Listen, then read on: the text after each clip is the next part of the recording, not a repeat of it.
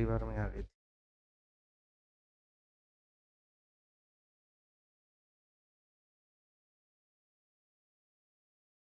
नमस्कार साथियों, स्वागत है आपका आपके अपने यूट्यूब चैनल अवधुत पर। आज हम जो हमारा हिस्ट्री की सीरीज़ चल रही थी, उसमें हमने बीच में थोड़ा ब्रेक ले लिया था क्योंकि इन्फॉर्मेशन असिस्टेंट वाली कुछ वीडियोज़ रेगुलर अपनी आ रही थी, ज्योग्राफी ऑफ राजस्थान की, ठीक है? लेकिन आज हम कंटिन्यू करते हैं और कंटिन्यू करने के क्रम में हम कहाँ से स्टार्ट करेंगे? हमने दिल्ली सल्तनत को कंप्लीट कर दिया था, मेडाइवल हिस्ट्री हम पढ़ रहे थे, ठीक है? और आज हम जो स्टार्टिंग कर रहे हैं, वो हम कर रहे हैं मुगल एम्पायर के बारे में, ठीक है? क्योंकि मुगल एम्पायर भारत का और मध्यकालीन भारत का सबसे बड़ा और वंश रहा मुगल वंश, ठीक है? और अंग्रेज़ों के आने तक ये लोग यहाँ पर रहे, ठीक है? 1857 में जब बहादुर शाह जफ़र को अ, अट क्रांति का नेता बना दिया गया था, तो उसके बाद से पूरी तरीके से जो सत्ता है अंग्रेज़ों के हाथ में चली गई। तो अंग्रेज़ों को जो सत्ता मिली, वो किनसे मिली थी? मुगलों से, ठीक है? तो आज से हम मुगलों का इतिहास पढ़ेंगे। मुगल वंश के में एक बार हम फैमिली ट्री देख लेते हैं। मुगल वंश की जो फैमिली ट्री है, उसमें जो मेन सबसे पहला जो आता है, वो आता है अपना बाबर। फिर उसके बाद उसका बेटा आता है हुमायूँ, उसके बाद उसका बेटा है अकबर, फिर आता है उसका बेटा शाहजहाँ, शाहजहाँ जहांगीर, जहांगीर के बाद शाहजहाँ, शाहजहाँ के बाद में औरंगज़ेब। औरंगज़ेब के बाद में शाह आलम, फ़र्रुख़सियर, मोहम्मद शाह रंगीला, बहादुर शाह इस प्रकार से आते हैं। लेकिन उनका ज़्यादा ज़िक्र इसलिए होता नहीं है क्योंकि उन लोगों के ज़्यादा अपना कुछ ऐसी उपलब्धियाँ हैं नहीं। लेकिन जो मुगल वंश की रीढ़ है, वो कहाँ से है? 1526 में जब इब्राहिम लोदी को हरा करके मोहम्मद ज़हीरुद्दीन बाबर ने स्थापना करी मुगल वंश की, वहाँ से लेकर 1707 में जब औरंगज़ेब की मृत्यु होती है, यहाँ तक का बहुत ऐतिहासिक काल रहता है। ठीक है? लगभग 190 साल का ये बहुत ऐतिहासिक पीरियड रहा। तो इसमें 1526 से 1630 तक बाबर ने राज किया, ओनली 4 साल। 1530 से 1556 तक हुमायूँ ने राज किया। 1556 से 1605 तक सबसे लंबे टाइम तक जो शासन किया वो अकबर ने किया। 1605 से 1627 तक जहांगीर, जिसको कि शहजादा सलीम भी कहा जाता था। उसके बाद शाहजहाँ, जिसने 1627 से 1658 तक और 1658 से 1707 तक किसने शासन किया? औरंगज़ेब ने शासन किया। ठीक है? ये इनका फैमिली ट्री हो गया। अगर हम इस तरीके से चीज़ों को थोड़ा-सा डिज़ाइन करके और अच्छी तरीके से हम किसी चैप्टर को तैयार करते हैं, तो उसको याद करने में भी आसानी रहती है। हम 20 शासक गिन लें, लेकिन जो महत्वपूर्ण है बस हम उनको देखें, तो हमारे क्वेश्चन्स भी वहीं से क्रिएट होते हैं और एग्ज़ाम की दृष्टि से हम उनको कम टाइम में कवर भी कर पाते हैं। ठीक है? तो ये अपना फैमिली ट्री हो गया किसका? मुगल शासन का।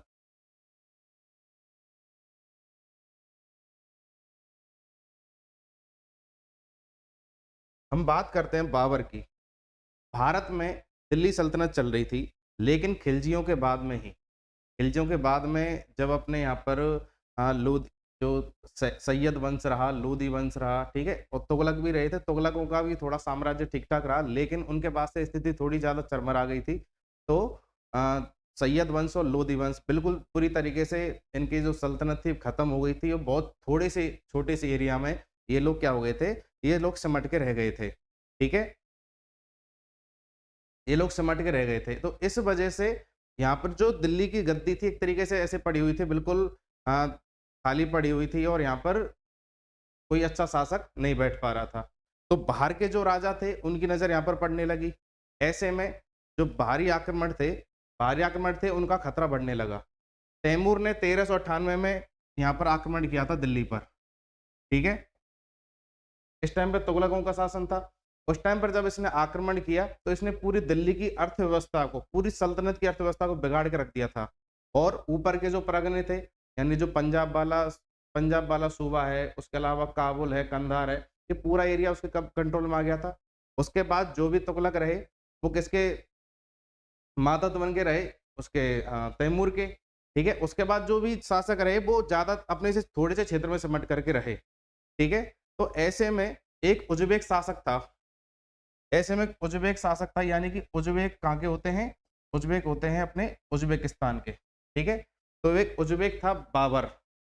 बाबर की नज़र पड़ती है कहाँ? दिल्ली पर। दिल्ली पर नज़र पड़ने का रीज़न क्योंकि जो अफ़गानिस्तान में वो राज करता था, ठीक है? अफ़गानिस्तान में राज करता था लेकिन वहाँ की जो अर्थव्यवस्था है, वो बहुत ज़्यादा डाउन थी। यहाँ की अगर सिचुएशन देखें भारत की, यहाँ पर बहुत अच्छी अर्थव्यवस्था थी, ठीक है? लेकिन वहाँ पर बहुत ज़्यादा मामला खराब है। उनकी जो सेना है ना, उनका पेमेंट करने के लिए उनके पास में पैसा नहीं है। तो इसलिए उसकी नज़र यहाँ पर पड़ी, तो उसने अपने अभियान स्टार्ट करे। उसने अभियान स्टार्ट करे तो 1504 में उसने अपना अभियान भेजा एक, और उसने कांधार को विजय किया, काबुल पर विजय की, और उसके बाद वो कहाँ पहुँचता है? वो पहुँचा था समरकंद। समरकंद को एक तरीके से भारत का बॉर्डर माना जाता था। जैसे कभी आपने कोई चीज़ सुनी होगी कि भारत का जो शासन था पहले, वो कहाँ तक था? अटक से और कटक तक, ठीक है? कटक कहाँ पर है? उड़ीसा में। और अटक कहाँ पर है? ये जो समरकंद है, इसको ही अटक कहा जाता है, ठीक है? ये है लाहौर से ऊपर वाला रीजन, यानी कि हम भारत की जो मुख्य भूमि वहाँ तक मानी जाती थी, उसके बाद में अफ़गानिस्तान आ जाता था, ठीक है? तो ये यहाँ पर जीत तो गया, लेकिन ये अपना साम्राज्य विकसित नहीं कर पाया और इसको वापस लौटना पड़ा, ठीक है? वापस लौट गया, कोई दिक्कत नहीं। अब इसने फिर दोबारा से अपनी शक्ति संगठित करी, क्योंकि वापस वहाँ पे इसलिए लौट गया था, लेकिन क्योंकि इसका जो प्रशासनिक सिस्टम था, एडमिनिस्ट्रेटिव सिस्टम था, वो डेवलप नहीं हो पाया था यहाँ पे, ये कर नहीं पाया था उसको, ठीक है? अब हम बाबर के बारे में अगर बात करते हैं, बाबर कौन था? ये तैमूर के वंशजों में से ही था। इसका जो पैतृक राज्य है वो कौन सा था? फरगना, ठीक है? इसका वास्तविक नाम था जहीरुद्दीन मोहम्मद, लेकिन ये बहुत ज्यादा पराक्रमी होने के कारण इसका नाम क्या रख दिया? बाबर। बाबर से क्या तात्पर्य है? बाबर से तात्पर्य है बब्बर। जैसे शेर होता है ना, यानी कि कोई खूंखार शेर हो, तो यानी कि इसको बाघ की उपाधि दे दी और इसका नाम क्या रख दिया? बाबर रख दिया, ठीक है? इसके जो पिता थे वो तैमूर वंश से थे, और इसकी माँ जो थी वो कौन थी? मंगोल। अब एक आप अंदाजा लगा लो, तैमूर जिसने पूरी दिल्ली सल्तनत को उजाड़ के रख दिया हो, जितना क्रूर शासक, उसके वंश से तो इसका पिता रिलेटेड है, और इसकी माँ किससे? मंगोलों से, जिन्होंने पूरी दुनिया पर राज किया, ठीक है? यानी कि बहुत उग्र इसके वो हैं, संतति है ये, ठीक है? 1483 में उज्बेकिस्तान में इसका जन्म हुआ। 1507 में बाबर को पादशाह या बादशाह, ठीक है, इसकी उपाधि मिली, और इसने मिर्जा की उपाधि भी धारण करी, ठीक है? फिर बाबर ने 1504 के बाद में छोटे मोटे इसके कांधार काबुल के वो चलते रहे, लेकिन इसकी जो मुख्य रूप से जो नजर इसने अपने भारत की तरफ करी, वो 1518 से स्टार्ट करता है। 1518 में यूसुफ जय कबीले के विरुद्ध इसने आक्रमण किया, और बाजौर और भैरा, ये जो पेशावर के पास वाला एरिया पड़ता है, इसने वहां पर क्या किया? अटैक किया, ठीक है? यहाँ पर अटैक करने का जो रीजन था, वो सीधा सीधा यही था कि धन की लालसा, इन एरियो को जीत करके यहाँ से धन अर्जित करे और अपने जो शासन इसका चल रहा है उसको बढ़िया तरीके से चला पाए, ठीक है? भारत में इसका कोई शत्रु तो था नहीं, लेकिन इसको ये पता था कि भारत की जो दिल्ली सल्तनत की गद्दी है, एक तरीके से बिल्कुल ऐसी वीरान पड़ी हुई है, वहां पे कोई मजबूत शासक नहीं है, अपन जाएं तो अपन कंट्रोल वहां पर पूरा ले सकते हैं, ठीक है? इसने एक नई पद्धति को सीख लिया था, तुलगुमा पद्धति। ये तो थी जो यूज करता था ना, ये क्या बोलते हैं उसको? बारूद। और एक थी इसकी उस्मानी पद्धति, यानी तोपों को लेकर के जो चलता था उसको उस्मानी पद्धति यूज करता था, ठीक है? अब जब भारत में सिस्टम थोड़ा गड़बड़ाया हुआ है, तो यहाँ पर एक सूबेदार था, सूबेदार जिसका नाम था दौलत खां। दौलत खां सूबेदार था, दिल्ली सल्तनत के अंडर में आता था, और इब्राहिम लोदी का उस टाइम पे शासन चल रहा था दिल्ली में, ठीक है? और इब्राहिम लोदी 1518 में किससे हार चुका था? ये जो राणा सांगा थे, यानी कि स्थानीय शासक थे मेवाड़ के शासक थे, हार चुका था 1518 में। बाड़ी और खातौली का युद्ध ये हार चुका था, ठीक है? यानी इसकी स्थिति जो है बिल्कुल कमजोर पड़ चुकी थी, और केंद्रीय सत्ता भी बिल्कुल पूरी तरह से डगमगाई हुई थी। तो दौलत खां को ये अवसर अच्छा दिखा कि उसने बाबर से हेल्प ले लेनी चाहिए, तो अगर बाबर हेल्प कर देता है मेरी, तो दिल्ली सल्तनत का वारिस मैं हो जाऊंगा। तो ये क्या भेजता है? इसको इनविटेशन भेजता है कि सर आप यहाँ पे आइए और हमारी थोड़ी हेल्प कर दीजिए, अपनी सेना को लेकर आ जाओ, और फिर अपन कुछ यहाँ पर करते हैं, करतब दिखाते हैं। तो 1518 में तो ये बाजौर और बेरा को जीत ही चुका है। उसके बाद इसने खैबर दर्रे को पार कर लिया। अब खैबर दर्रे को पार करने के बाद आ गया कहाँ पर है? पेशावर। तो पेशावर में तो फिर अपना भारत ही स्टार्ट हो जाता पूरा, ठीक है? पेशावर, लाहौर, मुल्तान, ये सब भारत के एरिया ही है। तो उसको पार करने के बाद में इसने ये वाले एरिया पर अपना पूरी तरीके से दबदबा कर लिया। अब दौलत खान यहाँ इसके जस्ट नीचे ही है। दौलत खान ने इससे कहा कि सर अब अगर आप दिल्ली तक चलें तो जीत जाते हैं इस दिल्ली को और आप मुझे गद्दी पर बैठा देना। कि ठीक है, चलते हैं आगे। तो यहाँ से इब्राहिम लोदी के विरुद्ध को तैयार करता है बाबर को, और 1526 में पानीपत के मैदान में इब्राहिम लोदी के साथ इसका युद्ध होता है। ठीक है, इब्राहिम लोदी का युद्ध होता है। तुलगोमा पद्धति का इसने यूज किया।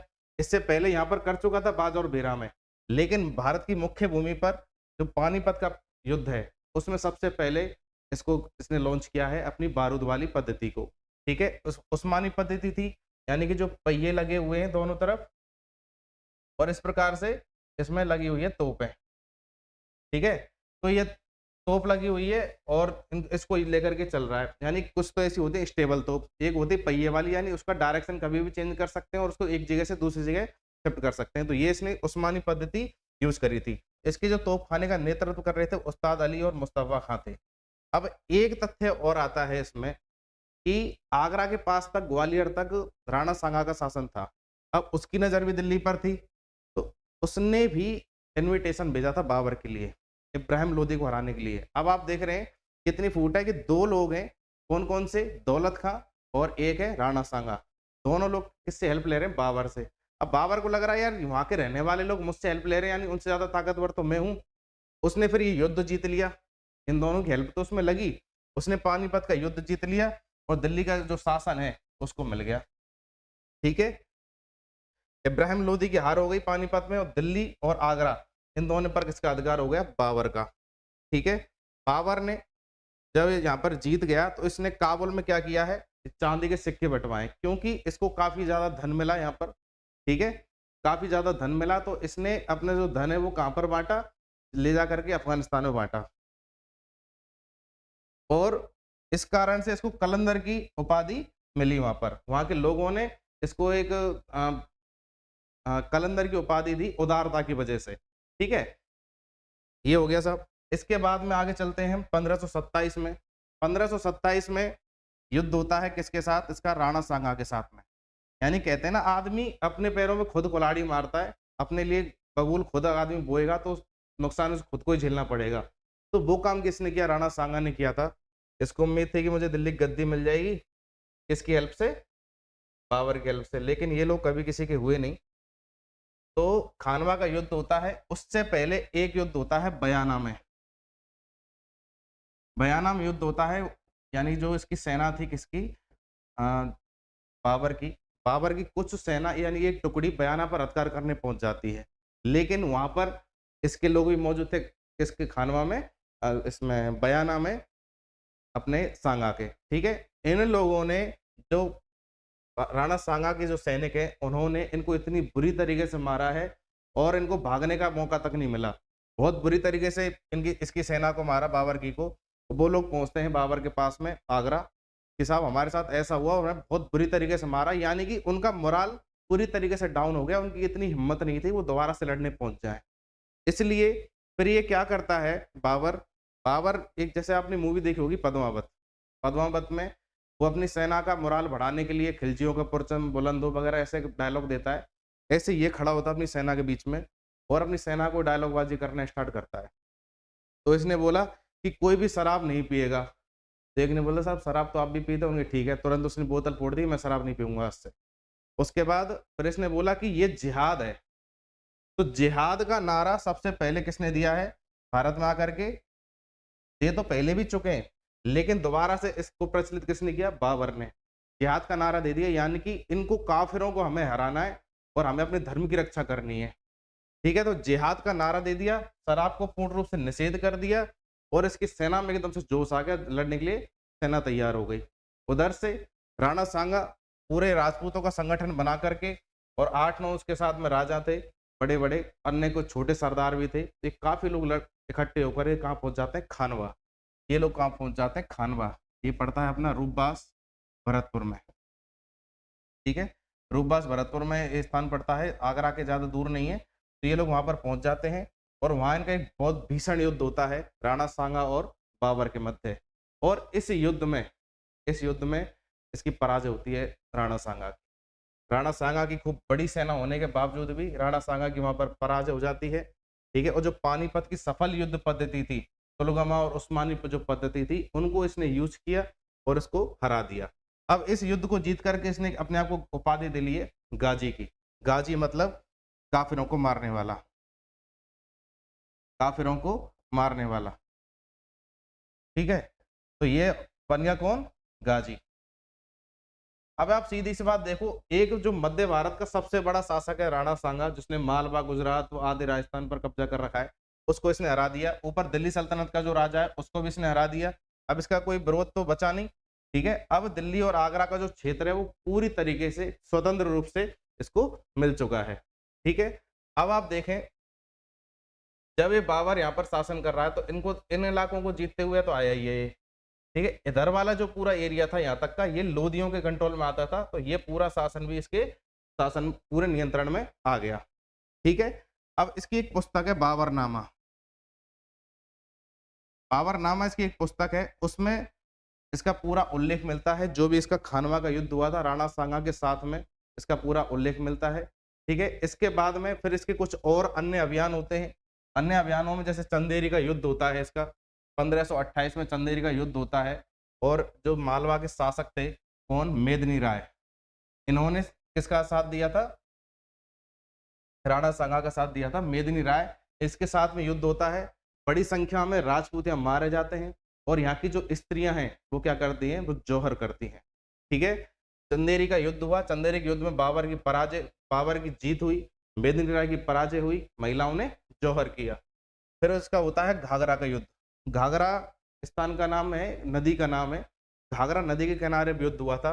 बिहार और बंगाल की संयुक्त सेनाएं थी। जैसे लोदियों का शासन यहाँ चल रहा था, तो बहलोल लोदी, इब्राहिम लोदी और ये लोग थे, तो इनका ही एक कोई भाई बहन था जो जिसका नाम था महमूद लोदी। ठीक है, जो बिहार वाले एरिया पर शासन कर रहा था। ठीक है, तो महमूद लोदी ने इनको चुनौती पेश करी। ये लोग यहाँ से पहुंचे, उनका युद्ध हुआ और युद्ध में बहलोल इसकी महमूद लोदी की पराजय हो गई और अफगानों की जो शक्ति है क्या हो गई? छीन हो गई पूरी तरीके से। ठीक है, और घाघरा का युद्ध जल और थल दोनों पर लड़ा गया था, क्योंकि वहां पर घाघरा काफी बड़ी नदी है और उस टाइम पर इसमें कोई बाढ़ भी आई हुई थी, तो पानी और जो थल है, स्थल है, उन दोनों पर युद्ध ये लड़ा गया था। ठीक है, 26 दिसंबर 1530 को आगरा में क्या हो जाती है? इसकी मृत्यु हो जाती है। ठीक है, आगरा में इसकी मृत्यु हो जाती है 1530 में, यानी कि आप मान के चले 1526 में इसने इब्राहिम लोदी कराया और 1530 में इसकी मृत्यु हो गई, यानी कि ओनली 4 साल ये क्या कर पाया? शासन कर पाया। और 4 इसके बाद में इसको आराम बाग नामक स्थान है, एक आराम बाग है एक आगरा में, उसमें इसको दफना दिया गया। ठीक है, शाहरुख नाम का इसने चांदी का सिक्का चलवाया था। तो जो कि बाबरी इसकी जो आत्मकथा थी उसको इसने लिखना स्टार्ट किया था। बाबर ने नूरे अफगान नामक बाग लगाया था, जिससे आराम बाग कहा गया, जिसमें इसको दफनाया गया था। ठीक है, तो ये अपना बाबर का इतिहास हो गया। बाबर के बाद में इसका जो बेटा है वो है हुमायूं। हुमायूं के इस बाबर के और भी बेटे थे। अब इस बाबर की इच्छा क्या थी कि जो भी मेरा साम्राज्य है वो मेरे बेटों में बराबर बांट दिया जाए, जिससे मेरे बेटे अन्य शासकों की भांति आपस में लड़े नहीं।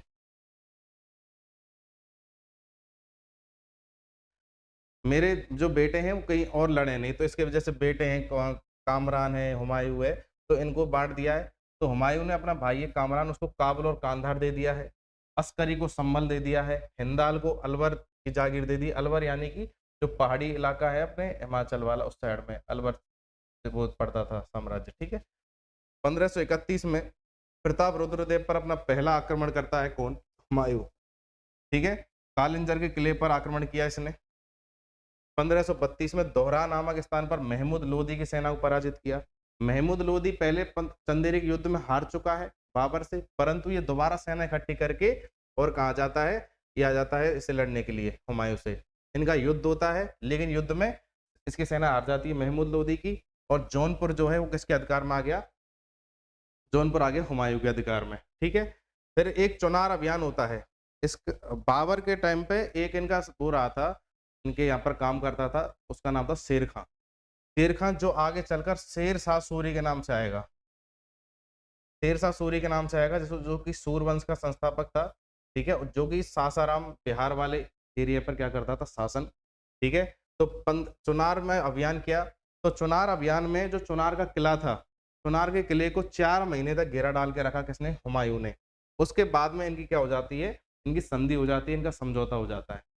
ठीक है, समझौता हो गया और इसने शासक तो यही बन के रहा शेर खां, लेकिन इसने धन दे दिया इनको, तो ये लोग यहाँ से वापस लौट करके आ गए। इनको लगा कि हमारे अंडर में क्या करता रहेगा? शासन चलाता रहेगा। ठीक है। 1537 में दोबारा से इसका जो कुछ नाटकबाजी इनकी हो गई थी, शेर खान ने दोबारा से विद्रोह कर दिया था, तो चुनार का दोबारा अभियान हुआ था 1537 में और इस किले को उन्होंने तब जीत लिया। लेकिन इस आदमी ने क्या किया था? अपनी जो शक्ति थी उसे अन्य क्षेत्रों में बढ़ा लिया था, बंगाल तक।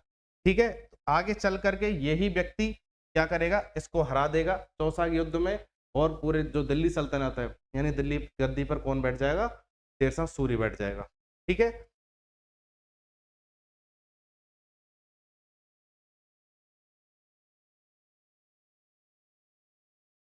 1535-36 में गुजरात के शासक थे बहादुर शाह, उससे सारंगपुर का युद्ध हुआ।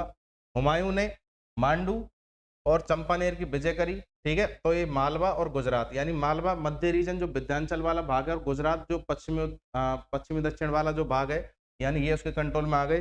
गुजरात सबसे जब पहले इंपॉर्टेंट इसलिए होता था, जो भी दिल्ली के शासक थे, क्योंकि दिल्ली से सबसे नजदीक जो समुद्र तट है वो पड़ता है गुजरात का।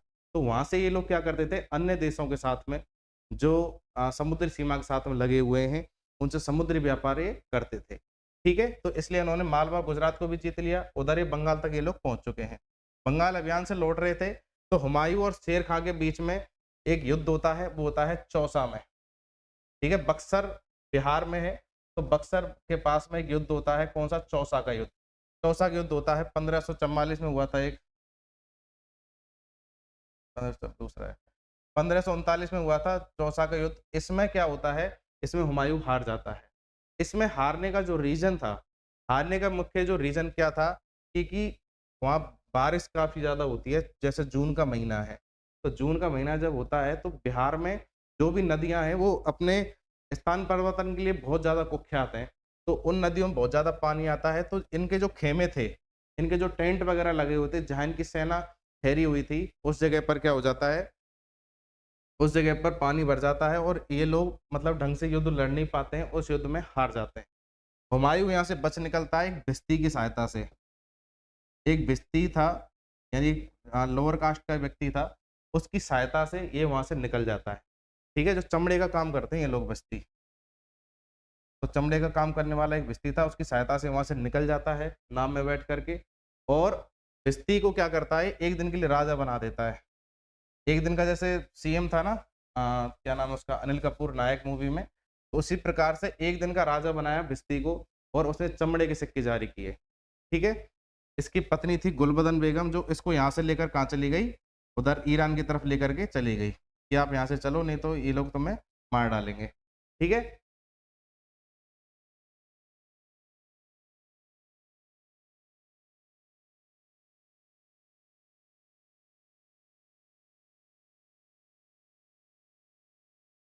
तो हुमायूं के टाइम पर जो भी आक्रमण हुए थे वो इस प्रकार से थे, जैसे दिल्ली से वापस इधर लौटता है पंजाब की तरफ, पंजाब से फिर ये इधर आता है, और इधर से फिर ये पारस यानी कि ईरान की तरफ लौट जाता है। ठीक है। यहाँ से वापस से शक्ति संगठित करता है काबुल पर, फिर पेशावर पर, इस प्रकार से कांधार पर, यानी 1544 में इसने कांधार को वापस वो किया, 1550 में इसने इसको किया काबुल को। ठीक है। 1555 में वापस से कहा जाता है लाहौर, फिर ये दिल्ली पर अटैक करता है। इस प्रकार से इनका चलता रहता है, लेकिन 1556 में दोबारा से एक साल के लिए, क्या थोड़े से टाइम के लिए, ये उस गद्दी पर आकर बैठ जाता है। ठीक है। दिल्ली साम्राज्य को वापस से कंट्रोल कर लेता है।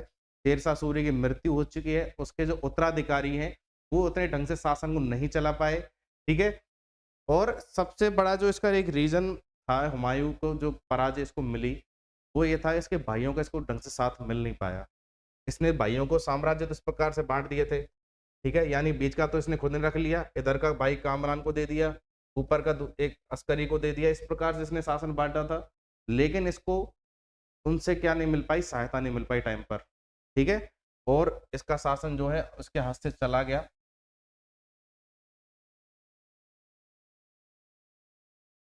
तो इसका सबसे बड़ा रीजन यही रहा था इसके हारने का। ठीक है,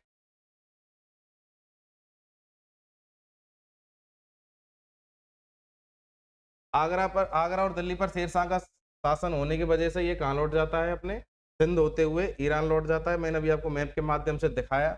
ठीक है, इसकी जो वापसी थी, आगरा और दिल्ली पर अधिकार हो गया, हुमायूं सिंध होते हुए ईरान लौट गया। इसकी जो पत्नी थी, पत्नी हमीदा बानो बेगम, उससे शादी कर लेता है। ठीक है, अमरकोट के शासक के पास में इस अकबर का जन्म होता है 1542 में। 1542 में अकबर का जन्म होता है, कहाँ पर, अमरकोट में। अमरकोट में एक शासक थे, अमरकोट में एक शासक थे, हिंदू शासक थे, उनके घर पर क्या होता है, जन्म होता है। ठीक है, 1555 तक हुमायूं ने काबुल, कांधार, पेशावर पर अधिकार कर लिया और पंजाब को भी अपने अधिकार में ले लिया। ये काफी टाइम, थोड़े टाइम तक तो चुप रहा था, ये बिल्कुल शांत रहा, इसने कोई अभियान नहीं किया, लेकिन इसने धीरे धीरे अपनी शक्ति को बढ़ाया। शक्ति को बढ़ाकर के इसने काबुल, कांधार, पेशावर पर अधिकार किया, पंजाब भी अपने कंट्रोल में ले लिया। इस सरहिंद में, सरहिंद यानी कि ये पड़ता है अपना बठिंडा। ठीक है, तो यहाँ पर सूरी का एक वंशज था, सिकंदर शाह। ठीक है, उसको इसने हराया बैरम खां के नेतृत्व में। बैरम खां इनका सेनापति था। जब इसकी एज कम थी अकबर की, अकबर जब बाहर गद्दी पर बैठ गया था 14 साल की उम्र में, तो उसके वयस्क होने तक बैरम खां ने ही शासन को संभाला था उसके साथ में। तो बैरम खां के नेतृत्व में सिकंदर शाह को हराया और दिल्ली पर अधिकार कर लिया। ठीक है, पर दिल्ली पर ज्यादा दिन ये रह नहीं पाया, बेचारे की मौत हो जाती है। दीन पनाह नामक इसने एक पुस्तकालय बनवाया था, उसकी सीढ़ियों पर गिरने के कारण इसकी मृत्यु हो गई। ठीक है, तो इतिहासकार इसके बारे में क्या लिखते हैं कि भाई आपने जैसे देखा, स्टार्टिंग में इसकी ज़्यादा बड़ी तो कुछ अभियान हो नहीं पाए, नॉर्मल ही था सब कुछ इसका साम्राज्य।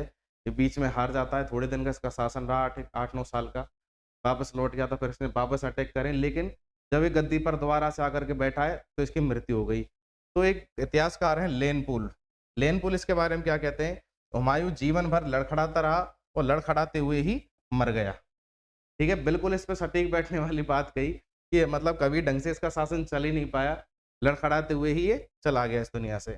ठीक है, ये इसकी जो पत्नी थी हमीदा बानो बेगम, उसने एक मकबरा बनवाया इसकी याद में। आप ये देखें, बहुत खूबसूरत मकबरा दिल्ली में बनाया गया, और इसको ताजमहल का पूर्वगामी भी कहा जाता है। ताज इसकी जो इसकी कॉपी करके ही ताजमहल का जो रूप है नया वो दिया गया। ठीक है, इसको कॉपी करके, क्योंकि इससे पहले बन चुका था। इसकी पत्नी है हमीदा बेगम, उसने बनवाया है। इसका जो वास्तुकार है वो है मिर्जा ग्यास बेग। ठीक है, अबुल फजल ने हुमायूं को क्या कहा, इंसान कामिल कहा, इंसान कामिल नाम से अबुल फजल ने उनको पुकारा था। ठीक है, नेक्स्ट हम बात करते हैं शेरशाह सूरी के बारे में। कौन कौन, अरुण जी हैं, और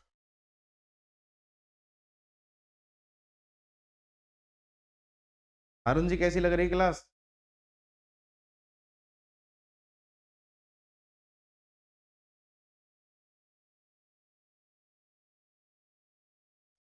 शेरशाह सूरी जिसने इसको हराया था, उसका भी थोड़ा सा जीवन काल देख लेते हैं, क्योंकि शेरशाह सूरी को इसलिए याद किया जाता है, इसने जो हमारी आज की जो मुख्य सड़क है जिसको हम जीटी रोड के नाम से जानते हैं, ठीक है, जीटी रोड या सड़क आजम, इसने 4 सड़कें निकाली थी बड़ी बड़ी, जिसने कि पूरे हिंदुस्तान को आपस में एक दूसरे से कनेक्ट कर दिया था। जैसे आज अपन हम देखते हैं गोल्डन ट्रायंगल योजना और क्वाड्रिलेटरल जैसे गोल्डन चतुर्भुज योजना, इस प्रकार से योजना निकलती हैं, सड़कों को बड़े बड़े महानगरों से जोड़ते हैं। तो सबसे पहले उड़ीसा से लेकर पेशावर तक सबसे लंबी सड़क किसने बनाई थी? शेरशाह सूरी ने। शेरशाह सूरी के बारे में अगर हम बात करें तो इसने सूर वंश की स्थापना करी। ठीक है, इसका जो पिता था उसको सहसराम और फासपुर, ये पढ़ते हैं बिहार में। बिहार में जो इसका मकबरा है सासाराम, उसको ही सहसराम भी कहा जाता है। ठीक है, तो सहसराम और फासपुर की इसको जागीरें प्राप्त थी। हुमायूं को यहाँ भी इन्होंने काम किया। ठीक है, 1528 में बाबर की सेना में शामिल हुआ था। घाघरा के युद्ध में महमूद लोदी के साथ हो गया था, परंतु ये वापस से इनकी सेवा में आया और अपनी जागीरें ली हुमायूं से। 1539 में चौसा का युद्ध हुआ, जिसमें शेर शाह ने हुमायूं को पराजित कर दिया। ठीक है, और इसने खुद को उपाधि दे ली शेरशाह सुल्तान आदिल। इसने खुद को उपाधि दे ली शेरशाह सुल्तान ए आदिल। ठीक है, 1540 में युद्ध होता है बिलग्राम, कन्नौज के पास में होता है दोबारा से, उसमें भी हुमायूं पराजित हो जाता है। उसमें भी सेम गलती ये करता है जैसे इसकी जो गलती रही थी चौसा के युद्ध में, सेम दोबारा गलती यही करता है और यहाँ पर हार जाता है। शेरशाह ने पूर्व में बंगाल से लेकर सिंध तक अपने राज्य का विस्तार किया, ज़्यादा समय तक ये शासन नहीं कर पाया। 1540 से और 45 तक इसने शासन किया। ठीक है, लेकिन इसने बहुत अपने जीवन जो इसका भी जो भी शासन काल था उसमें बहुत उल्लेखनीय इसने काम किए। अब आप देखें शेरशाह सूरी ने अपने साम्राज्य को इधर तक बढ़ा दिया है, यानी मुल्तान, उच्च और सिंध तक अपना कंट्रोल कर लिया है। नीचे ये मालवा पर भी इसने अधिकार कर लिया है और इधर से आगे बढ़ करके यहाँ भी पहुंच गया है, यानी कि पूरे उत्तर भारत पर मोस्टली कंट्रोल कर लिया है। लेकिन सिर्फ राजपूताना वाला जो स्टेट है गुजरात और राजस्थान वाला, ये इससे अछूता रहेगा, यहाँ पर ये नहीं कर पाया। ठीक है,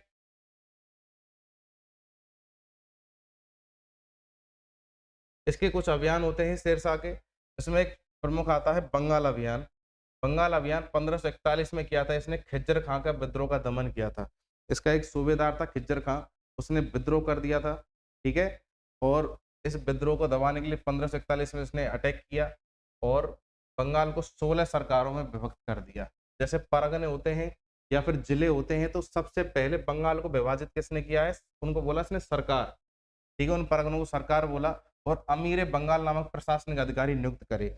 जैसे हर जिले पर एक जिला कलेक्टर होता है, डिस्ट्रिक्ट मजिस्ट्रेट होता है, इस प्रकार से अमीर बंगाल नाम से इसने जो प्रशासनिक पद है, ठीक है, उसकी नियुक्ति करी।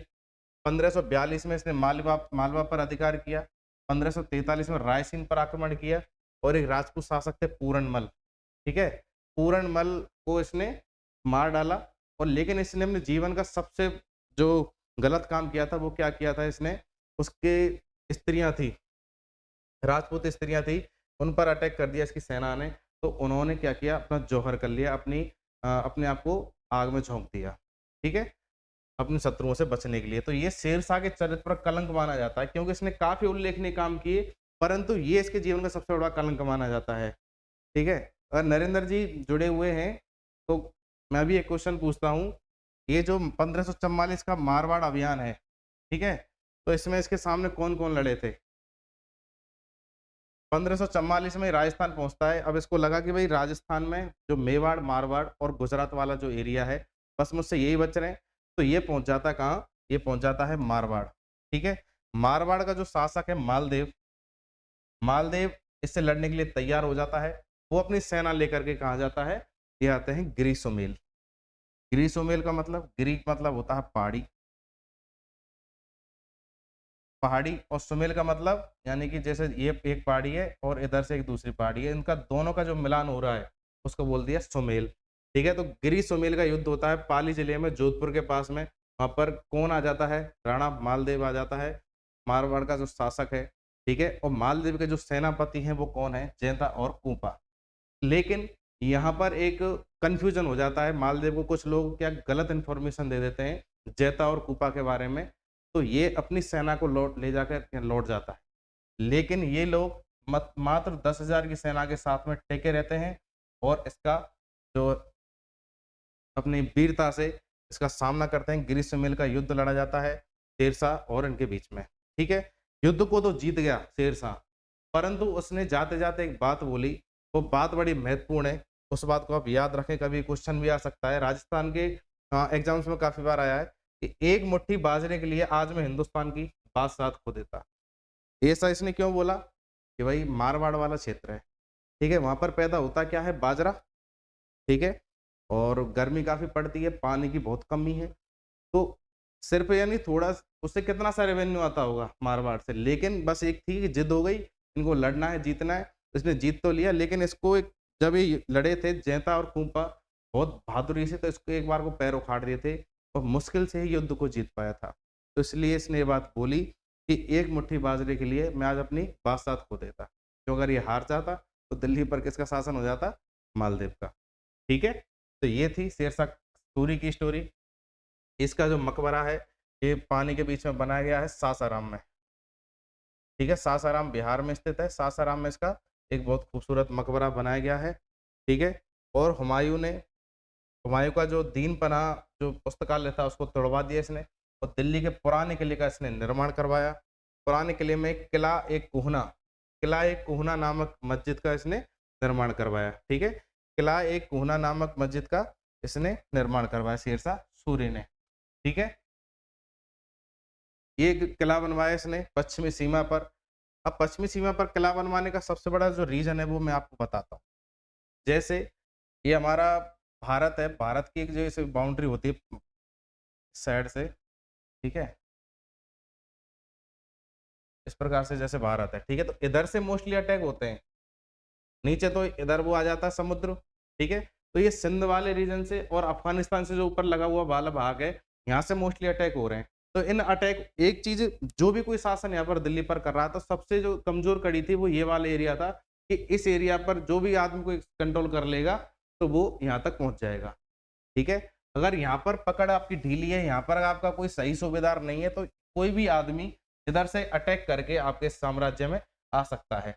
तो इसने इस बात पर ध्यान दिया, अपनी पश्चिमी और जो उत्तरी सीमा है इसको मजबूत बनाया जाए, तो इसने यहाँ एक किले का निर्माण करवाया जिसका नाम था रोहतासगढ़ का किला। ठीक है, रोहतासगढ़ का किला बनवाया इसने। शेर शाह ने सड़कें बनवाई बंगाल के सोनार गांव से दिल्ली तक, लाहौर होती हुई पंजाब में अटक तक। ठीक है, पंजाब का जो रीजन है सिर्फ आज वाला पंजाब नहीं है, लाहौर से भी काफी ऊपर तक है। ठीक है, तो पंजाब में अटक तक इसने सड़क बनवाई। इस सड़क को सड़क ए आजम कहा गया। ठीक है, तो इसलिए कहा जाता है कटक से अटक तक। कटक कहाँ पर है? उड़ीसा में, तो वहां से लेकर सड़क स्टार्ट हुई, अटक तक सड़क जा रही है, यानी पेशावर तक। ठीक है, जॉर्ज ऑकलैंड ने इस रोड का जो नाम दिया वो क्या दिया, जो आज नाम देखते हैं हम जीटी रोड। जीटी रोड जो नाम दिया है वो जॉर्ज ऑकलैंड नामक एक अंग्रेज ने दिया। ठीक है, मार्गों की सुरक्षा के लिए इसने हर 2 कोस पर, एक कोस में कितने किलोमीटर होते हैं? एक कोस में होते हैं 3 किलोमीटर। ठीक है, मुगल काल में भी कोस मीनारें बनवाई गई। ठीक है, कोस मीनारें मुगल काल में बनवाई गई। ये मैंने तो अब देखी हैं, जैसे अलवर और नहीं, मथुरा और दिल्ली वाला जो रोड है उस पर कोस मीनारें आपने काफी देखी होंगी। रोड तोड़ने की वजह से इनको काफी हटा दिया गया है। ठीक है, तो 2 कोस पर इसने क्या बनवाई? सराय। सराय मतलब धर्मशाला, जहां पर लोग जो भी राहगीर हैं रुक सकते हैं, पानी पी सकते हैं, भोजन कर सकते हैं, इस प्रकार की इसने व्यवस्थाएं करी। और लगभग इसने 3700 सरायों का निर्माण करवाया इस रास्ते पर। ठीक है, ये अभी क्वेश्चन आया 2 दिन पहले, नेट जीआरएफ का एग्जाम हुआ था। नेट जीआरएफ के एग्जाम में ये पूछा गया था कितनी सरायों का निर्माण करवाया था। ठीक है, इसमें आप ये जो रोड देख रहे हैं, यानी ये इधर से लेकर के पूरा कहाँ है, इधर आ रहा है बंगाल उड़ीसा तक, और एक रोड यहाँ तक ऐसे निकाला। इस प्रकार से इसने काफी रोड निकाले थे। ठीक है, तो इन रोडों की वजह से इसको बहुत याद किया जाता है। शेर शाह के उत्तराधिकारी की अगर हम बात करें तो इसका पुत्र था जलाल खां, योग्य उत्तराधिकारी साबित हुआ। उसने उत्तर पश्चिमी सीमा पर शेरगढ़, इस्लामगढ़, फिरोजगढ़ और मानकोट, ये 4 किले बनवाए। पिता ने इसके रोहतासगढ़ का किला बनवाया था, लेकिन उसका जो पुत्र है उसका भी अग्रगामी निकला। उसने शेरगढ़, इस्लामगढ़, फिरोजगढ़ और मानकोट नाम से 4 किले बनवाए, यानी जो पश्चिम उत्तर की सीमा है उसको मजबूत करने के लिए। 1553 में मुबारिज खां गद्दी पर बैठा, आदिल शाह की उपाधि धारण करके। ठीक है, हेमू विक्रमादित्य कौन था? इसका आदिल शाह का प्रधानमंत्री था, जिसका पानीपत के द्वितीय युद्ध में किससे सामना हुआ था? अकबर से। ठीक है, जो 1556 का पानीपत का सेकंड वॉर होता है उसमें आदिल शाह किससे लड़ता है? अकबर से लड़ता है। ठीक है, अकबर तो उस टाइम छोटे थे, लेकिन उनका जो नेतृत्व कर रहा था वो थे बैरम खान। अब हेमू के बारे में एक कहानी बताता हूँ मैं आपको। हेमू एक व्यापारी के घर में जन्म लेता है। ठीक है, व्यापारी थे हरियाणा में, उनके घर पे जन्म लेता है। इसकी सेना में प्रधानमंत्री, इसके सूरी वंश में ये क्या प्रधानमंत्री के रूप में कार्य करता है। धीरे धीरे अपना बढ़ करके इसने जागीरें मिली थी, स्टार्टिंग में प्रधानमंत्री के पोस्ट तक पहुंचा, और ये क्या करता है, आदिल शाह को हटा करके खुद गद्दी पर बैठ जाता है। ठीक है, हेमू विक्रमादित्य अंतिम हिंदू सम्राट हुआ जो कि इस गद्दी पर बैठा था। अंतिम हिंदू सम्राट हेमू विक्रमादित्य। ठीक है, तो ये चीज आप याद रखें। इसके बाद हम आ जाते हैं अकबर पर।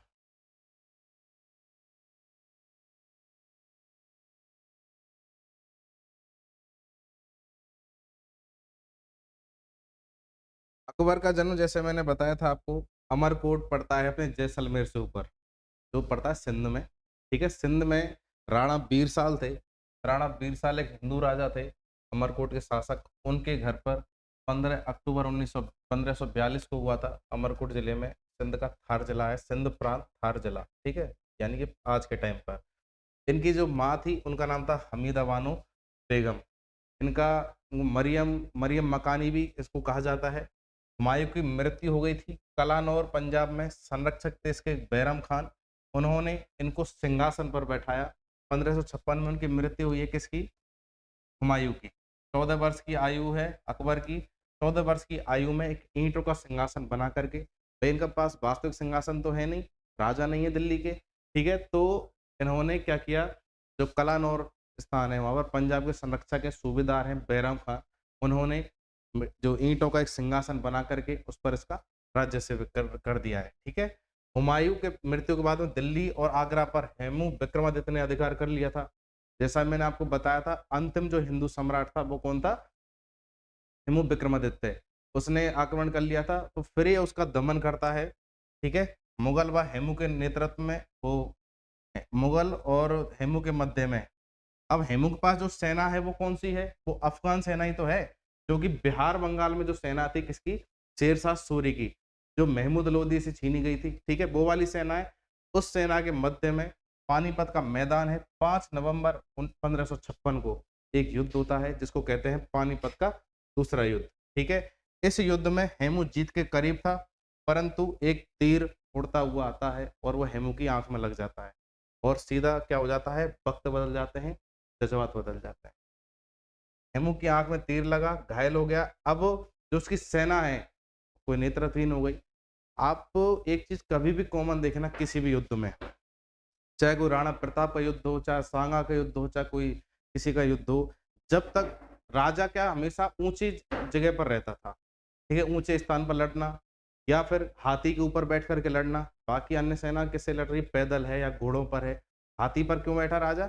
जिससे कि पूरी सेना को सराउंडिंग से दिखता रहे कि हमारा राजा खड़ा है और लड़ रहा है। जैसे ही राजा नहीं दिखेगा, सेना का नेतृत्व खत्म, वो किसके पीछे लड़े, ठीक है? तो यही चीज होती थी। जब इसके हेमू की आंख में तीर लग गया, घायल हो गया, तो इसकी सेना जो है नेतृत्व विहीन हो गई। कोई इसका नेतृत्व करने वाला रहा नहीं, ठीक है?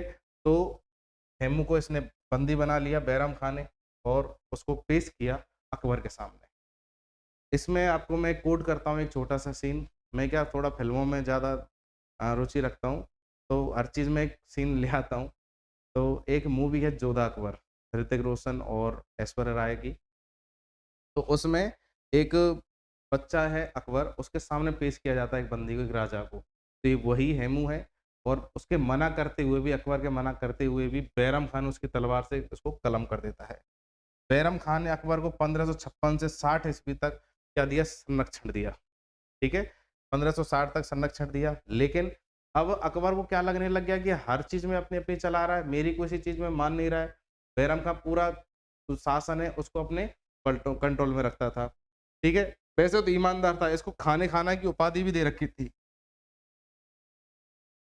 खाने खाना, जो इसकी ईमानदारी थी उसकी वजह से इसको खाने खाना की उपाधि भी दे रखी थी। लेकिन इसका जो प्रभुत्व था उसको बढ़ते हुए देख करके उसके जो विरोधी हैं वो लोग कान भरना स्टार्ट कर देते हैं अकबर के। अकबर के कान भरने स्टार्ट करने से क्या होता है?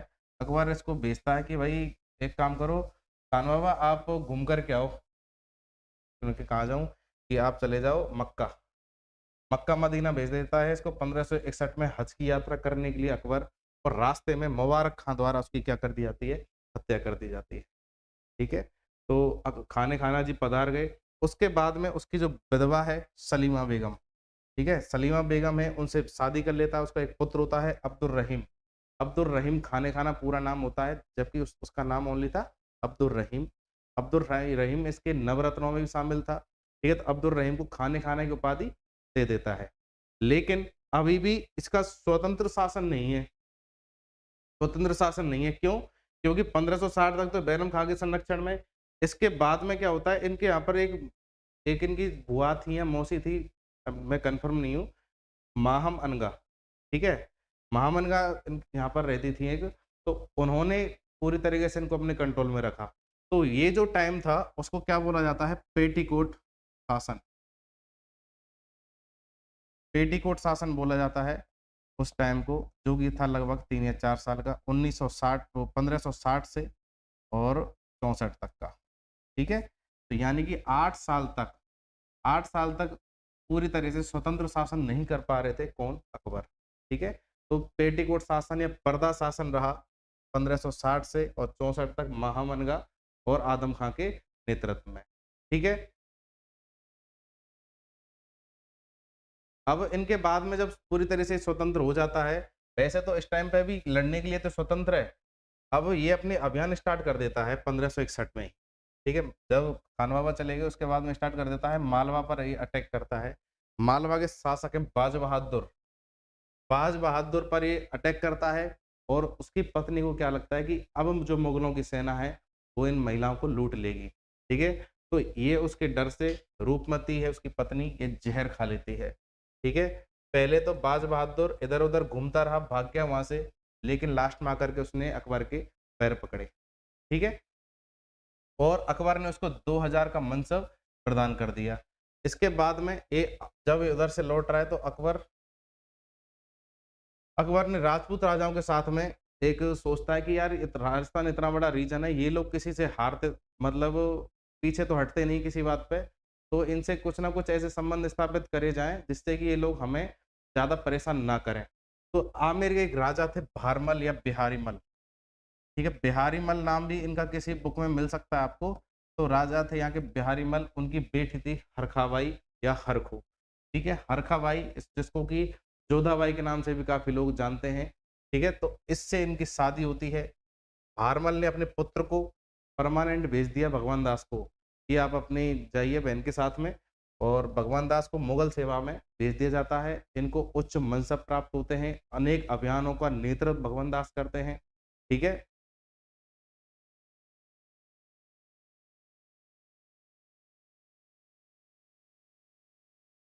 अब आप देखें तो इधर ये छिंदवाला, इधर काबुल, पेशावर, ठीक है? इधर ये लाहौर आ गया बीच में, इधर ये मालवा तक पहुँच गए, ये जैसलमेर तक पहुँच गए हैं ऊपर से, ठीक है? और ये दिल्ली, आगरा, इधर आमेर, यहाँ तक पहुँच गए। मेवाड़ वाला एरिया इनसे अभी तक अछूता है, इधर मालवा इन्होंने जीत लिया है और इधर ये बिहार तक सीमित है, ठीक है? धीरे-धीरे अब अकबर के अभियान चालू होंगे, फिलहाल यहाँ तक है। जैसे-जैसे अकबर के अभियान आगे बढ़ेंगे, तो पूरे भारत पर एक तरीके से ये शासन अपना स्थापित कर लेगा। इसको अकबर महान भी इसलिए कहा गया क्योंकि जब दिल्ली स जब दिल्ली सल्तनत पूरी तरीके से चरमरा गई थी, कोई भी केंद्रीय सत्ता नहीं बची थी। खिलजियों के बाद में, तुगलकों के टाइम पे यानी 1398 के बाद में तैमूर के अटैक के बाद सब कुछ खत्म हो गया था, कोलैप्स हो गया था।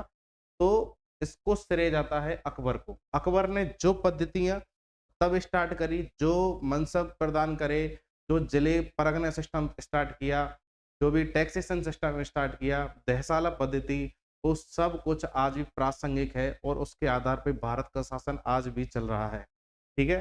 तो ये बहुत महत्वपूर्ण टाइम था अकबर वाला, इसलिए इसको अकबर महान भी कहा जाता है।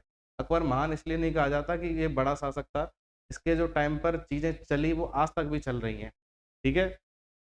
1562 में ये मेड़ता के दुर्ग पर, मेड़ता पाली पड़ता है, ठीक है? वहाँ का जागीरदार है जयमल, वो भागकर के कहाँ चला जाता है? उदय सिंह की शरण में।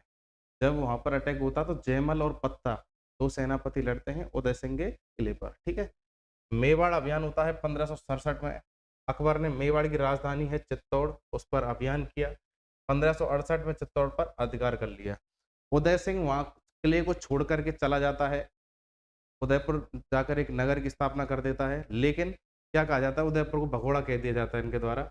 लेकिन उदय सिंह ने उस टाइम की जो भी परिस्थितियाँ थी उसके हिसाब से काम लिया, ठीक है? यहाँ पर लगभग 30,000 लोगों को इसने मारा था, ठीक है? लगभग 30,000 लोगों को इस टाइम पे मारा था। जयमल और पत्ता जो थे इस युद्ध में लड़ते हुए वीरगति को प्राप्त हुए, ठीक है? उनकी जो मूर्तियाँ हैं वो आगरा के किले के बाहर लगाई गईं। आगरा का किला है, ठीक है? आगरा के किले के बाहर इनकी जो मूर्तियाँ हैं वो लगाई गई थी, ठीक है? जयमल और पत्ता की, ठीक है? चित्तौड़ में निर्दोष जनता थी, उस पर क्या किया था? कत्लेआम किया था। अकबर के जीवन में कलंक यही मिलता है कि इसने इतने सारे लोगों को कत्ल करवा दिया। ठीक है? क्योंकि इसके साथ में इसके उल्लेखनीय कार्य तो बहुत हैं, लेकिन कुछ इसके वो भी हैं, जो कलंक है इसके ऊपर। इसके बाद ये रणथंभौर पर भी आक्रमण करता है, उसके सुरजन राय हाड़ा, हाड़ा शासक हैं, चौहान हैं, ठीक है? इनसे वैवाहिक संबंध इन्होंने मना कर दिया कि हम वैवाहिक संबंध तो रखेंगे नहीं। आपका दरबार है, उसमें हम सिजदा भी नहीं करेंगे, झुकेंगे भी नहीं, और दरबार में जब हम जाएँगे तो हमारी कटार या तलवार हमारे पास में रहेगी, ठीक है? इन्होंने अकबर की सर्वोच्चता तो स्वीकार कर ली, लेकिन अपना जो राजपूतों का एक आन-बान शान होती है, उसको इन्होंने नहीं गिरने दिया। वैवाहिक संबंध नहीं रखे, ठीक है? सिजदा नहीं किया, उनके सामने सिर नहीं झुकाया, और अपना जो तलवार तलवार है या कटार है, उसको लेकर के ही कहाँ जाते थे? दरबार में, ठीक है? इसके बाद में जो चलता है, वो चलता है कालिंजर। कालिंजर पर आक्रमण करते हैं 1569 में। ये उत्तर प्रदेश का भाग है कालिंजर। यहाँ के बघेल राजा थे, राजा रामचंद्र, ठीक है? उन्होंने अकबर को अपना शासन सौंप दिया, और यहाँ का किसका एक वो थे राज्यपाल थे मजनू खां, ठीक है? मजनू खां को यहाँ का वो बना दिया है राज्यपाल, ठीक है? मारवाड़ में, मारवाड़, बीकानेर, जैसलमेर के शासक हैं चंद्रसेन, कल्याणवन और हर्राय। इन्होंने भी अधिकार, वो जो उसकी जो अधीनता है वो स्वीकार कर ली है, ठीक है? अब कौन बचता है? अब बचता है ओनली मेवाड़, जो कि स्वेच्छा से इनकी अधीनता स्वीकार नहीं कर रहा है। वैसे तो उसका जो किला है उस पर एक कंट्रोल जो जीत चुका था, उसको उदय उदय सिंह वहां से भाग गया था, लेकिन यहाँ पर जो राणा प्रताप शासक बन जाते हैं उदय सिंह के बाद में, वो उसकी अधीनता स्वीकार नहीं करते। गुजरात अभियान होता है 1572 में। 1572 में मुजफ्फर शाह तृतीय का यहाँ पर शासन था, ठीक है? गुजरात विजय पर अकबर ने मिर्जा अजीज कोका के अधीन छोड़ दिया था। गुजरात को जीत करके इसको नियुक्त कर दिया मिर्जा अजीज कोका को कि तुम यहाँ संभालो, ठीक है? मिर्जा बंधु के विद्रोह के कारण 1573 में दोबारा से अभियान होता है। यानी ये जो मिर्जा अजीज को छोड़ा है यहाँ पर, इन लोगों ने विद्रोह कर दिया, दोबारा से यहाँ पर अभियान किया, ठीक है? और गुजरात विजय की स्मृति में फतेहपुर सीकरी में क्या बनवाया? बुलंद दरवाजा, ठीक है? फतेहपुर सीकरी में एक दरगाह भी इन्होंने बनवाई थी अकबर ने, जिसका नाम था सलीम चिश्ती की दरगाह। सलीम चिश्ती की दरगाह बनवाने के पीछे जो रीजन था वो क्या था? इनको ये अपना गुरु मानते थे, और इनकी कृपा से ही शहजादा जो सलीम था इनका बेटा, ठीक है, उसकी वो पैदा हुआ था शहजादा सलीम, इसको आगे चलकर जहांगीर के नाम से जाना गया, ठीक है? तो इनके नाम, सलीम चिश्ती के नाम पर ही अपने बेटे का नाम इसने सलीम रखा था, ठीक है? उसकी दरगाह बनवाई, फतेहपुर सीकरी को उसने अपनी राजधानी बनाया, बुलंद दरवाजा बनवाया, वहां पर काफी महल बनवाए, ठीक है? अब इसके जीवन का सबसे बड़ा जो युद्ध आता है, वो आता है अपना कौन सा? अ, हल्दी घाटी का युद्ध। हल्दी घाटी का युद्ध होता है किसके मध्य? महाराणा प्रताप और अकबर के मध्य होता है, ठीक है? 1572 में 1572 में राज्याभिषेक होता है गोगुंदा में, इसका राणा प्रताप का, ठीक है? राणा प्रताप गद्दी पर बैठे उदय सिंह की मृत्यु के बाद में।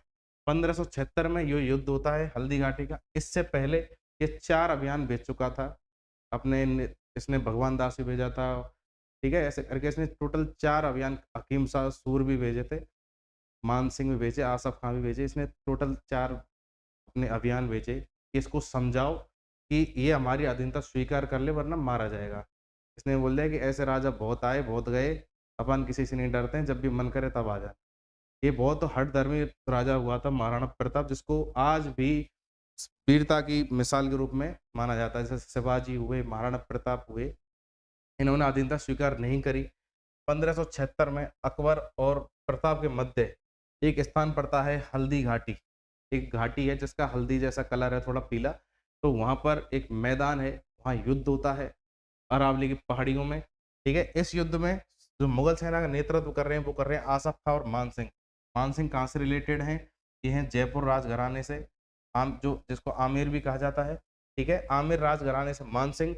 और प्रताप सेना की जो सेना का जो नेतृत्व कर रहे हैं, वो एक अफगान है, हकीम खां सूर। और इनकी जो सबसे बड़ी ताकत थी, वो थी भीलों की संयुक्त सेना, ठीक है? तो भीलों की संयुक्त सेना और जो हकीम खां सूर है, उनके नेतृत्व में हल्दी घाटी का युद्ध होता है। अबुल फजल ने इसको खमनोर का युद्ध भी कहा, क्योंकि इसके पास में ही हल्दी घाटी जो है, यहाँ पर खमनोर की पहाड़ियां स्थित हैं, इसलिए अबुल फजल ने इसको खमनोर का युद्ध भी कहा। ठीक है, अब इसका जो कहते हैं कि जो रिजल्ट है, इसका जो रिजल्ट है उसके बारे में अभी तक मतलब कुछ ऐसा नहीं है कि कौन जीता कौन हारा। ठीक है, ऐसा क्यों? क्योंकि इसके टाइम पर राजधानी थी गोगुंदा, इसके महाराणा प्रताप की राजधानी गोगुंदा है, लेकिन वो ट्रांसफर करके क्या बना देते हैं, चावंड।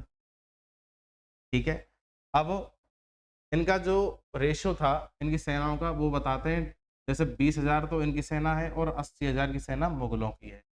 कोई नेतृत्व वो नहीं है, लेकिन इन्होंने एक पद्धति का इस्तेमाल किया था जिसको बोलते हैं गोरिल्ला पद्धति। ठीक है, यानी छापामार पद्धति का इन्होंने इस्तेमाल किया। सबसे पहले महाराणा प्रताप ने, फिर एक शिवाजी हुए मराठा, उन्होंने, बाजीराव प्रथम ने, यानी कि इनकी सबसे पहले गोरिल्ला पद्धति भीलों की इजाद थी वो, यानी छुप-छुप करके मारना।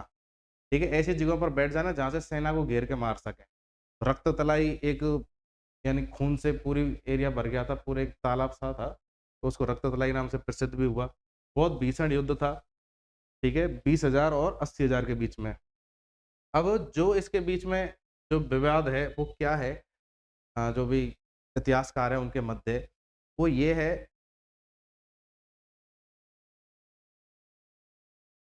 इनके बीच में जो विवाद है वो इस चीज़ का है कि इस युद्ध को जीता कौन? अब काफ़ी उल्लेख ऐसे मिलते हैं महाराणा प्रताप के टाइम के, जिनमें ये मिलता है कि इन्होंने इस युद्ध के बाद में भी अपने क्या जागीरें प्रदान करी, किसी को जागीरें दी। अब जो भी जिसका शासन है वही तो दोबारा वही जागीर दे सकता है, ठीक है? इस जगह पर कोई ऐसे अब उल्लेख नहीं मिलते हैं कि अकबर की कोई जागीरें हैं, किसी को उसने मनसब प्रदान कर दिया है।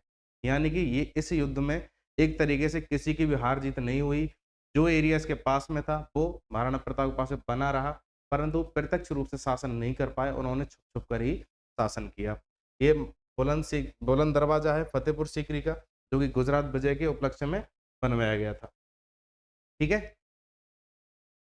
और थोड़ा-सा और रह गया है इसमें, कुछ और अभियान है, जैसे कश्मीर की विजय है और सिंध की विजय है, वो आपको जो नेक्स्ट क्लास होगी उसमें हम अपना कंप्लीट करेंगे। ठीक है? जिन-जिन साथियों ने ये देखा, उनको बहुत-बहुत धन्यवाद।